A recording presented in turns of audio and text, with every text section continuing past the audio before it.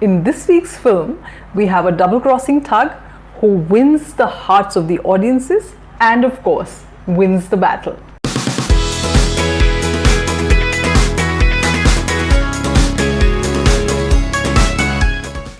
Hello and welcome to Talkietive Reviews, the 5 Good Things, where every week we tell you about a new film. Today, we are talking about the Diwali dhamaka that's been caused by Thugs of Hindostan. You know, when I saw the trailer of the film Thugs of Hindostan, I was immediately intrigued. My curiosity was immensely piqued. Because, you know, it's not very often that you have a story that combines patriotism along with adventure. It did have shades of Pirates of Caribbean, and it really got, as I said, it got me really interested. And when we watched the film, I was not disappointed at all. There was unpredictable action, drama, all of that going on with a hint of patriotism, but that was only so much. It was light-hearted for most part and a thorough entertainer. So I thought it was a pretty interesting story to put forward in a festival offering. What did you girls think? One thing that I absolutely loved about the movie is that the story is so unpredictable. There are so many twists and turns that I was glued throughout the movie. My eyes were glued to the screen throughout. Sakshi, what did you think? So what I really like about the story is that it's a mixture of everything. So there is funny scenes, there are action scenes, there are comedy scenes, there are emotional scenes. So for me, it was a complete entertainment package. Well, I agree to that. After all, this package entertainment is something that we are very accustomed to watching in Hindi films, and it's back in form, of course, in a completely new package. Speaking of package, with a story like that, it's important that it's well told, and the visual part of it is extremely important.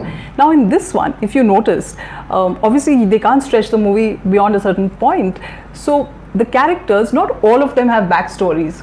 You get to know a little about the characters through their costumes. Whether it's Amitabh Bachchan's character, Khuda Baksh, or Aamir Khan's character, Firangi, they all have a very distinct flavor. And I think the costume team has done a very good job. They've been around, but this one, I think they've like sort of passed with flying colors. And then of course, there's the production design. There's a lot of detailing, whether it was the ships. I know you girls thought that that was not a real thing, but actually, that's not like computer generated. It was actually, I read and I watched this video where they created these 2 big ships for these particular scenes, and I think they've done a fantastic job. Now again, when you have such great visuals, all the bells and whistles are there, it's important that the performances match up. And my favorite performance in this film definitely belonged to Aamir Khan. As Firangi, he is superlative. And after a long time, we are watching him in a slightly comic, flippant kind of a role. But what's interesting about it is that he makes it very, very endearing and very enjoyable.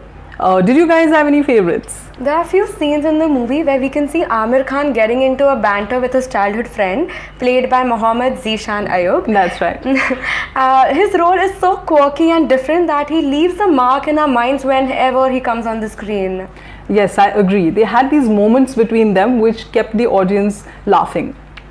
What about you, Sakshi? So I really like Fatima Sana Sheikh. She's a warrior princess in the movie and she's known as Zafira. So what I really like about the movie is that her action sequence have been performed so effortlessly, so that for 1 second I didn't even think that she's not a warrior princess, but it looks so real on the screen.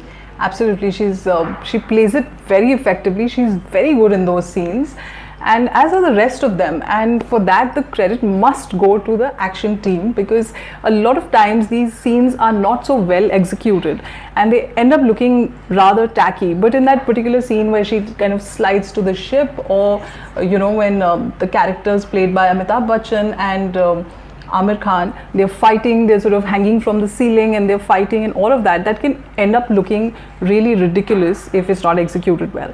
But in this case, that's not so. It's very convincing, and we are all sort of drawn into that particular scene and that moment, and it makes it very, very interesting to watch. Which of course then brings me to the direction part of it. Now, Vijay Krishna Acharya, the director of the film, is obviously a man who has something about these big budget, big complex stories where there are many moving pieces. his earlier film Dhoom 3 was no less. There was a heist, there was a circus acrobat, and so many things going on. With this one, Thugs of Hindostan, he takes it a notch higher.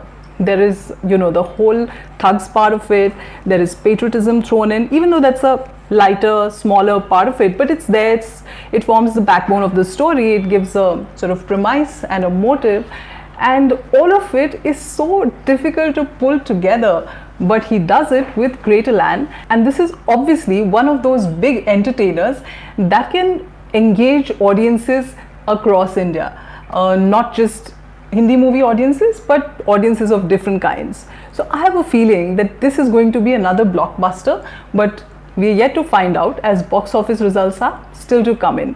But I'm very certain that if it turns out to be a success, we can expect a Thugs of Hindostan Part 2.